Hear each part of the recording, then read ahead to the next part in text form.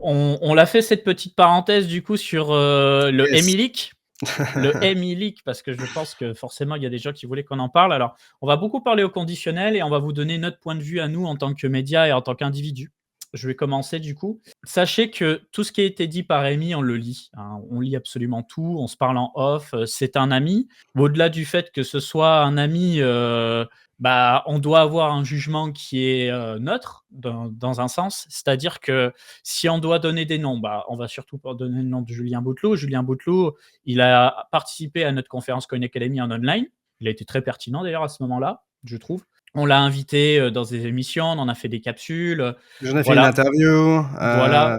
Alors, on n'a pas de, comment dire? On n'a pas investi ou on n'a pas été financé pour en parler. Le seul, biais qu'il y a eu, où on pourrait dire qu'il y a un conflit d'intérêts, c'est qu'on a été invité à ces soirées, la DGen à plusieurs reprises, qui étaient des soirées absolument exceptionnelles, hein, la parenthèse est Qui faite, était accessible de tous aussi, qui étaient je tiens à le accessibles de préciser. tous et Amy y était, hein, d'ailleurs.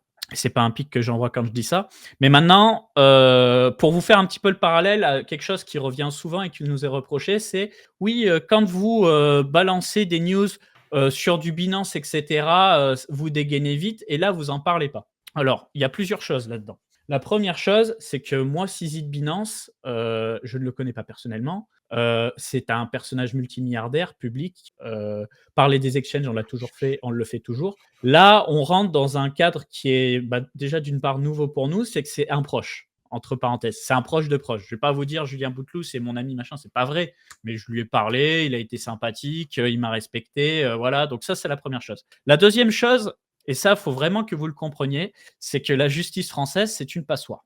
Bon, moi, j'ai jamais eu de problème avec la justice à proprement parler. Par contre, j'ai bossé pour une boîte qui a passé son temps, pour la citer, hein, UPass, qui a passé son temps à monter des dossiers contre le Trésor, avec la Commission européenne, contre des opérateurs, pour les citer Orange, Bouygues, SFR Free, des trucs qui ont duré des années. Par exemple, une affaire de TVA qui a duré 9 ans.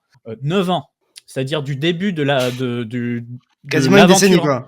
du début de l'aventure entrepreneuriale de mon patron jusqu'à sa fin. Ça fait 3 cycles. Ouais, ça fait quasi de ses 19 ans à ses 28 ans. Je sais pas si vous imaginez le délire. Des procès où nous, on pensait vraiment être dans notre bon droit, où on a tout sourcé, on a balancé 90 pages à un juge. Le juge, il a fait ouais, c'est trop long, c'est trop chiant. Je pense que vous noyez le patient, ça dégage. Tu vois, des trucs de fou furieux. C'est-à-dire que si c'est pas assez long, c'est pas assez sourcé. Si c'est trop long, machin.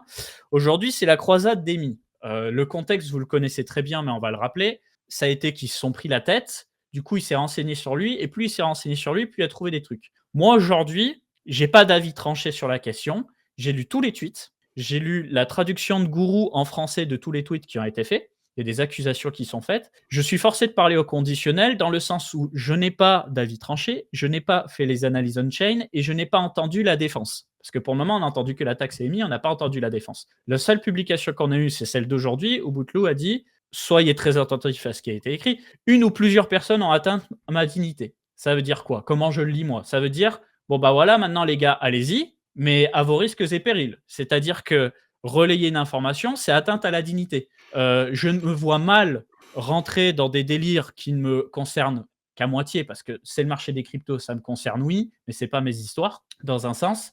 Passer ma vie en justice, en sachant que ça peut durer des années, que ça peut coûter un pognon monstre, que ça peut nous bouffer la vie, qu'on se le dise, hein, parce que quand tu dois constamment être attaqué en justice, faire appel, monter un dossier, la défense répond, ça repart, faire appel, et ça repart, et faire appel, et tu payes des avocats, et tu payes des machins, et tu passes ta vie, en fait. C'est insupportable, les gars. Je vous le dis, c'est quelque chose d'absolument insupportable. Mon ancien patron, c'est un de mes meilleurs amis. Ça l'a bouffé. Ça l'a Mais bouffé. moi, je peux peut-être parler 2 secondes, mais Mm. à ce niveau-là, moi, quand j'ai commencé à entreprendre et cetera, au tout début, j'ai eu des déboires avec des associés. J'ai eu, bah, du coup, enfin, j'ai été devant la justice et cetera et ça a été genre une tourmente pendant 3 ans, pour au final, voilà, une issue qui est vraiment, genre, enfin, ça a changé la vie de personne, quoi. Enfin, personne Mm. a eu une retombée positive, drastique. Et moi, ça a été 3 ans de ma vie qui ont été extrêmement difficiles, extrêmement angoissantes, etc. Et je pense que là où veut en venir aussi Capet, c'est que au-delà du fait que actuellement les sources qu'on a, c'est des sources anonymes de Amy qui recoupent de son côté et sur lesquelles on peut avoir peut-être de la conviction et de la croyance. Nous de notre côté, par exemple, publier ça sur Coin Academy alors que on n'a pas fait encore totalement nos recherches et qu'on n'a pas davantage de sources, c'est mettre aussi en péril le média par rapport, je dis bien, aux éléments qu'on a maintenant. Est-ce que de notre côté, alors qu'on n'a pas encore autant d'éléments qu'on aimerait l'avoir et que ça peut être aussi de la diffamation dans un certain sens, peut-être sur certaines informations, est-ce que ça vaut le coup de notre côté de mettre en péril tout le média, de mettre en péril les personnes qui travaillent avec nous, nos employés, etc. Je pense pas. Je pense qu'on pourrait publier quelque chose à partir du moment où on a plus de conviction et qu'il y a davantage de choses qui sont peut-être avérées ou des sources sur lesquelles on a davantage de conviction, mais pour le moment, il y a beaucoup de choses qui sont de l'ordre de sources anonymes. Je pense qu'il y a aussi certaines choses qui ont été publiées qui sont peut-être davantage qui sont peut-être plus publiques et qui ont moins besoin de confirmation. Mais encore une fois, personnellement, j'ai pas pu encore tout vérifier de mon côté.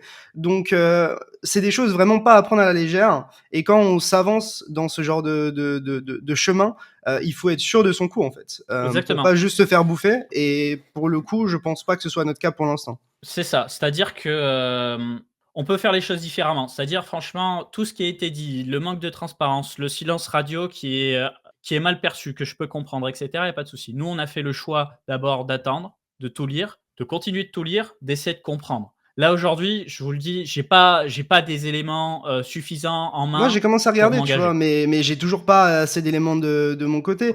Et je pense que ce qu'on peut dire aussi, c'est que quand Amy nous demande de prendre parti, par exemple, 24, 48 heures, 72 heures après ce qu'il a publié, nous, de notre côté, si on commence à relayer alors qu'on n'est pas à 100% convaincu de tout ce qu'on lit, etc., ce qui est, encore une fois, de notre point de vue, je dis pas que ce qu'il dit, Mmh, c'est pas crédible. Je dis juste que c'est c'est notre ça. analyse de la chose. C'est compliqué, quoi, parce que c'est une prise de position qui est majeure et on peut pas se permettre de faire, entre guillemets, des erreurs et d'être approximatif sur ce genre de sujet. Alors peut-être que le reproche qu'on peut se prendre, c'est de pas avoir pris le truc plus au sérieux plus rapidement, de pas avoir fait davantage de recherches jusqu'à maintenant, etc. Ça, je veux bien l'entendre. Mais encore une fois, je pense qu'il faut laisser le temps. Et nous, de notre côté, on va faire davantage de recherches. Je pense que Amy va aussi publier davantage de choses. Affaire à suivre. Moi, de mon Mmh, côté, ce que je peux dire, et c'est pas de la calomnie, etc., c'est que j'ai contacté Julien Bouteloup et ses équipes pour avoir une réponse, voir si lui, il voulait peut-être faire un commentaire sur le sujet et peut-être répondre à ce qui avait été publié jusqu'à maintenant. J'ai envoyé ce message ce matin, message de mémoire qui a été lu, mais auquel je n'ai pas eu de réponse. Et puis derrière, Julien Bouteloup a publié un communiqué cet après-midi, je crois. mmh. Donc je sais pas si c'est un lien et je sais pas si c'est une réponse indirecte d'une certaine manière au message que j'ai envoyé sans réponse. Euh, mais voilà, donc c'est aussi compliqué de pas avoir une version des deux côtés. Je pense que le fait de pas avoir de réponse encore du côté de Julien, c'est de mon côté. Enfin, je sais pas comment l'interpréter, tu vois. Je sais pas si c'est inquiétant ou si c'est parce qu'il y a des choses qu'on ne sait pas du côté légal, etc. Euh, mais en tout cas, c'est évidemment quelque chose qu'on considère. Et voilà, on prend les choses au sérieux. Juste, c'est compliqué de prendre position aussi rapidement. Et puis, quoi qu'on en dise, il y a 10 000 sujets. C'est-à-dire qu'on est passé d'une croisade Julien Bouteloup, qui est toujours en cours, à une croisade maintenant sur Cryptomatrix et Mark Zeller. Et, Ouais. et encore une fois, si on prend du temps peut-être à prendre position ou en tout cas à faire nos recherches sur un sujet, si on nous en donne déjà deux autres, Mmh. Non, mais on lit tout. c'est Voilà, assez difficile. vous dites pas qu'on balaye ça d'une main et que là, on vous balance, une explication de 20 minutes en live et c'est plié. On lit tout, hein, Amy, c'est mon ami, je pense pas qu'il mente. Après, je pense Peut-être pas qu'on qu'il peut, mente parce que je mais le peut-être que connais. des gens peuvent lui mentir aussi, tu vois. C'est C'est ça, mais aussi ils peuvent se ça. faire manipuler. Je dis pas que c'est le cas, hein, mais c'est pour ça que nous, justement, on met ces couches comment dire, de prudence et de recul parce que c'est aussi des choses qui peut y avoir et il peut y avoir aussi des conflits d'intérêts de partout. Par exemple, quelqu'un, j'en sais rien, je dis n'importe quoi, je pousse le vice, mais quelqu'un, je sais pas, qui a une mauvaise expérience avec ses capitales, qui s'est fait virer de là-bas ou qui a une mauvaise expérience avec Julien Bouteloup, peut-être qu'il a envie de se venger d'une certaine manière et qui peut être amené à peut-être déformer des choses, je sais pas. Mmh, mmh, mmh. Encore une fois, je suis pas là pour défendre Julien Bouteloup ou défendre Amy. Je suis juste là pour donner ici mon opinion avec Capet et ce qu'on a pu lire jusqu'à maintenant. Et pour nous, c'était important aussi de partager un petit peu tout ça. Je pense qu'on peut peut-être répondre à quelques questions. Mais ouais, c'est un Yes. petit peu ce que j'ai conçu. Moi, en fait, ce qui m'énerve un petit peu, c'est l'agressivité qu'on peut recevoir en tant que média de ne pas traiter l'information aussi rapidement. Je pense que justement, si on traitait l'information très rapidement et qu'on faisait des erreurs, on nous traiterait de mauvais médias, de fake news, etc. Et quand on réagit pas assez rapidement, on nous dit qu'est-ce que vous faites les gars, c'est n'importe quoi. Après, c'est normal de l'extérieur, tu vois. Pour le Oui, coup, bien ouais, sûr. c'est normal de l'extérieur. Je comprends, je comprends. Je pense que ce qu'on a fait, c'est ce qu'on doit faire. On continue de suivre ce sujet. Et il y a un deuxième sujet, c'est la transparence. Là, je vais clôturer un peu la parenthèse là-dessus. Bon, bah voilà, il y a eu l'histoire avec Zeller Cryptomatrix. Pareil, il y a eu un leak de wallet. Est-ce que c'est sans wallet? Est-ce que c'est un wallet commun? Tu vois un flux financier de plus de 2 millions. Alors, est-ce que c'est 2 millions encaissés? Est-ce que c'est des va-et-vient, des machins? J'ai vu plusieurs trades à ce sujet. Pareil, je lis, j'ai pas le fond de l'histoire, en sachant que tu peux très bien être payé d'un jeton et que ce jeton, pendant un bull market, il fait x10, il peut se passer plein de trucs. Tout le monde, j'ai lu vraiment plein de trucs très intéressants sur Internet. Tout le monde n'a pas le même avis de la question vis-à-vis de la transparence. Moi, mon avis, c'est que si la loi impose que tout le monde doit dire combien il est payé, bah, on est tous à la même table. Donc, vas-y, moi, j'ai pas de souci, hein. Je vous mets le wallet, l'adresse, paiement, point barre. Franchement, je crois que ça se passe un peu comme ça aux États-Unis. Il y a d'autres personnes qui disent non, faut pas, parce que tu vas te retrouver kidnappé dans une cave, etc. Souvenez-vous quand Tasher s'est fait pointer un flingue sur la gueule Mais même il y a, il y Teffer. a- il y a Même quelques mois de ça, ou le il y a papa eu de des Teffer histoires qui a avec été kidnappé. Tout à fait. Des histoires de mecs qui se sont fait découper, des histoires de mecs qui se sont fait torturer, machin. C'est extrême, bien sûr que c'est extrême. Mais ça existe. Voilà, ça existe. Donc, tu as le choix de la sécurité. Ensuite, tu as le choix t'as l'histoire des leviers de négociation. C'est-à-dire que pour une marque, bah, si tous les tarifs sont affichés, tu n'as pas le même levier de négociation. Pour l'influenceur, si tous les tarifs sont affichés, tu n'as pas le même levier de négociation. Ensuite, tu as le tabou de l'argent. Bon, ça, c'est un autre sujet. Bon, on le sait, il y en a qui n'ont aucun problème avec ça. Je pense que tout le monde ici n'a pas trop de problème avec ça. Mais les gens qui suivent les cryptos un petit peu comme ça de temps en temps et qui travaillent pour des métiers sous-payés par rapport à ce qu'ils font, s'ils apprennent ce que certains encaissent, ils vont péter les plombs, ça c'est évident.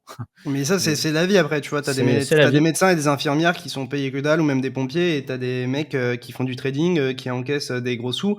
Enfin, au bout d'un moment, ça, c'est la société. Enfin, c'est pas genre la faute des gens qui font ce métier et qui gagnent bien leur vie, tu vois. Enfin, genre, mettre tous les mots sur les influenceurs, je pense pas que ce soit nécessairement la solution. Après, évidemment, moi, je suis probablement biaisé, hein, qu'on se le dise. Mais Mm. il faut aussi se mettre à notre place, tu vois, quand t'as des personnes qui sont doxées, qui montrent leur visage, qui montrent leur vrai nom, etc. Et que derrière, tu vois des dingueries arriver, les gars, genre, enfin, peut-être que c'est pas un argument suffisant pour vous, mais peut-être que vous n'êtes pas aussi la personne qui est justement à risque dans l'histoire, Bah quoi. c'est ça, vous n'êtes pas à notre place, quoi. Je vois dans le chat des magos, bah qu'est-ce que tu veux que je te dise? Si j'avais le God Mode, que je puais les millions d'euros et que j'avais une armée d'avocats, franchement, je ferais comme Amy, hein. J'irais tous les déglinguer les uns derrière les autres, mais là, je peux pas. Je suis désolé, je suis pas armé. Je suis pas armé, frérot. Je te le dis sincèrement. On a un média à faire tourner. Faut continuer de le faire tourner, faut payer les employés, faut qu'on puisse se payer nous, faut que ça avance. Il y a une image, tu fais un pas de travers, tu te fais tomber sur la gueule. Nous, quand on fait du contenu sponsorisé, on le dit, hein, jusqu'à preuve du contraire, voilà. On Puis dit même pas la somme qui a été quand encaissée. il y avait eu Mais... l'histoire Surfing Bitcoin, on avait été le seul média à publier un article à ce sujet-là. Au final, on s'est retrouvé avec des avocats aussi par mail. Donc c'est aussi ça qu'il faut se dire, hein, c'est que c'est pas comme s'il y avait pas de précédent. Et je suppose qu'il y a aussi pas mal d'autres médias, y compris Journal du Coin, de ce que disait Cryptic, qui avaient eu des soucis parce qu'ils avaient parlé. Donc est-ce que pour autant c'est une raison de ne Et pas sur des parler? arnaques avérées, C'est ça. Et donc, apparemment. est-ce que c'est une raison pour ne pas parler? Je sais pas. Je pense que chacun est libre de prendre ses propres décisions et de prendre des risques ou non, en fait. Mais il faut juste se mettre à la place des personnes. Enfin, moi, je me mets à la place des gens qui sont dans cet écosystème, qui sont des particuliers, qui se sentent floués. Et en vrai, je le conçois totalement. Franchement, ça fait chier. Nous, on se met à votre place, mais je pense qu'il faut aussi que tout le monde essaye un petit peu d'imaginer la situation de chacun et derrière d'avoir un jugement. Mais si on n'essaye pas de comprendre la position de chacun, c'est difficile d'avoir un jugement qui est relativement objectif. En tout cas, il y a le sujet de l'honnêteté qui est évident. Je pense que là, c'est Bah, en évident. fait, le truc, c'est que si tu mens sur ce que tu touches, enfin, autant ne rien dire que mentir. Alors, je sais pas si c'est un mensonge, hein, pour le coup, mais enfin, si c'est un mensonge, pour le coup, c'est pas très malin, quoi. Donc tout ça, c'est au conditionnel, hein, mais en partant du principe que tu fais une vidéo et que dans l'heure, tu gerbes les liquidités à la gueule de tes abonnés, bah là, évidemment que c'est absolument dégueulasse. S'il y a une preuve avérée, franchement, moi, je vous le Encore une dis, fois, ça on fait sait une pas, on semaine sait que je pas si c'est cogite, le hein. cas. On Non, non, sait pas si mais c'est le cas et c'est un truc qui nous prend, on réfléchit, et cetera. Mais enfin, moi personnellement, quand je vois des gens qui, ces 3 derniers jours retirent des vidéos de YouTube, suite à tout ce drama, et cetera, ou retirent des tweets, c'est bah, chiant, quoi. c'est ça en fait. Franchement, moi ça me fait chier, hein, je vous le dis, parce que quand je vois des mecs dans le chat qui disent: «Oui, c'est bon, on a compris, vous allez rien faire», c'est pas aussi simple que ça, hein, tu crois que là, on va se coucher et on va se dire: «Oh bah, de toute façon, c'est bon, on a fait notre mea culpa en live», alors qu'on a rien fait d'ailleurs et c'est passé? Non, tu vois? À Franchement, ton avis, pourquoi je me suis couché à 9 heures du matin, hein? c'est une situation qui est particulière. Ouais, on a fait des nuits bizarres, hein, cette semaine, hein, à parler avec Amy, à essayer de comprendre ce qui se passe, à essayer de comprendre les positions parce qu'on reste quand même sur un marché, hein, faut pas l'oublier, hein, tu as des achats, tu as des ventes, ça fait partie du jeu aussi, mais il y a quand même une sorte d'éthique à avoir sur le marché, évidemment. En fait, pour moi, le problème, c'est enfin, c'est de mentir à sa communauté. En fait, pour Mmh. moi, tu peux faire ce que tu veux, mais tant que tu mens pas à ta communauté, tout va bien. C'est-à-dire que, par exemple, moi, je peux investir dans une pré-seed, dans une seed, peu importe, dans un projet. Si j'en parle pas et que je décide de dumper, pour une raison X ou Y, bah, c'est mon choix en tant qu'investisseur, j'ai pris mes risques et voilà. C'est ça. Par contre, si je dis aux gens, enfin, si je mets en avant un projet et que derrière, je dis: «Les gars, waouh, trop bien» et cetera, que je dis pas que je suis sponsorisé et que, derrière, dès que le jeton est listé, que je hype ce jeton et que je le dump, ça, c'est un autre sujet. Pour moi, tu pas besoin d'être transparent sur tout ce que tu fais. Moi, je suis investi dans pas mal de boîtes, en equity, en jetons et cetera, et il y a, je pense, la moitié des boîtes dont vous n'avez jamais entendu parler, tu vois? Et Mmh. moi, mes décisions en tant qu'investisseur sur ces sujets-là, sur ces boîtes-là, il y a que moi que ça regarde. Par contre, à partir du moment où je commence à faire la promotion de cette chose-là et que je suis malhonnête dans ma démarche publique, là, pour moi, c'est là où tu peux avoir un Mmh. problème. Moi, la seule chose que je peux vous dire, c'est que si vous voulez avoir les informations de manière compréhensible, parce que moi, personnellement, la barrière de la langue, ça a été l'anglais. Quand Amy, elle a balancé tous les tweets, en plus, c'était un peu la zeub, tu vois? Entre, les images, les textes, tu comprenais pas trop. Tu Gourou, que je vais interviewer cette semaine d'ailleurs, qui a fait un document en français, qui a essayé de restructurer un peu et de le traduire. Ça rend les choses beaucoup plus compréhensibles. Ce document a été relayé 2 fois sur le Twitter d'Amy, il est encore disponible. Voilà, si vous voulez vous faire un premier avis de l'attaque, c'est-à-dire de ce Amy et ses sources, vous pouvez lire ça, mais vous n'avez pas l'avis de la défense. Est-ce que Bootloo a un investissement quelconque dans votre média? Je Non. n'ai jamais travaillé avec Bootloo, et Bootloo n'a jamais financé notre média ou une quelconque opération de ce côté-là. Je sais même pas si on a déjà interagi avec un projet dans lequel il a investi. C'est possible, mais genre, en tout cas, c'est pas un truc qui me saute aux yeux, quoi. C'est pas Advisor peut-être, ouais. sur En des tout cas, on n'a projets pas DeFi mis, probablement, genre, il y a mais pas 70% des projets qu'on met en avant, dans lesquels on a une collaboration commerciale qui sont associés à Bootloo, quoi. Enfin, mmh. donc, Alors que là, tu vois, en fait, qu'est-ce qui se passe? Amy, il reçoit plein de messages, ça s'accumule, ça s'accumule, ça s'accumule, ça s'accumule, ça se construit, ça se construit, ça se construit. Il relaie, nous on lit et ça devient de plus en plus clair. Mais dans tous les cas, on n'aura pas le fin mot de l'histoire d'une semaine, enfin, de toute façon. Donc, faut pas aller plus vite que la musique, ça va avancer. de toute façon, on aura plus d'informations au fur et à mesure du temps, donc, Si tu as bien aimé cette vidéo condensée, sache qu'elle est extraite de notre chaîne YouTube Coin Academy. Du coup, si tu veux voir l'interview complète, je te laisse cliquer sur la miniature dans l'outro ou alors tu peux passer tout simplement par le lien dans la description.